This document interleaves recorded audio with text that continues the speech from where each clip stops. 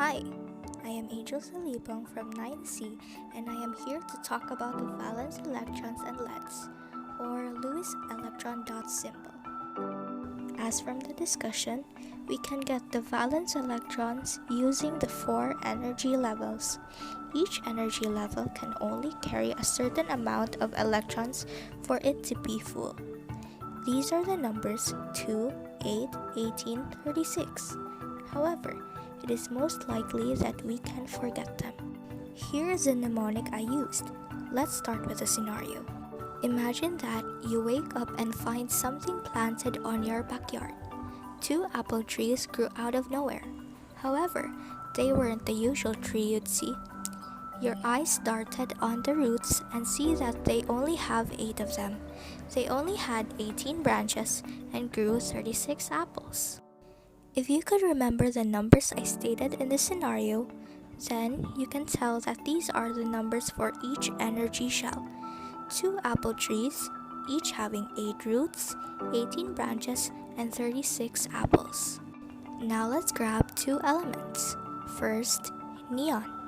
If you check the periodic table, the number of electrons in neon is 10. Then, we remember the mnemonics we used. Remember that the valence electrons are the ones in the outermost shell. Now we can count.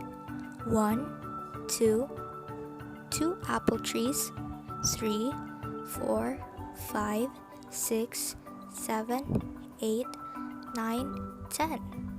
Once we reach 10, we also fill the 8 roots. So, our valence electron for neon is 8, since it is on the outermost shell.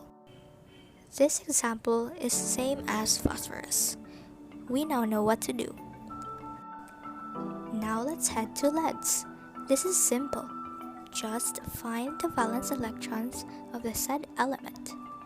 Let's use argon this time and say that we know their valence, which is 8. What I used to memorize what to do is to remember that we should draw a dot on all 4 corners of a crystal or a kite, then proceed to marking on the corners of a square if exceeding. Remember, crystal first before the square if possible. Since we can find this easy using the mnemonics, we can use boron, which has 3 valence electrons, so this is what it should look like while making a crystal or a kite.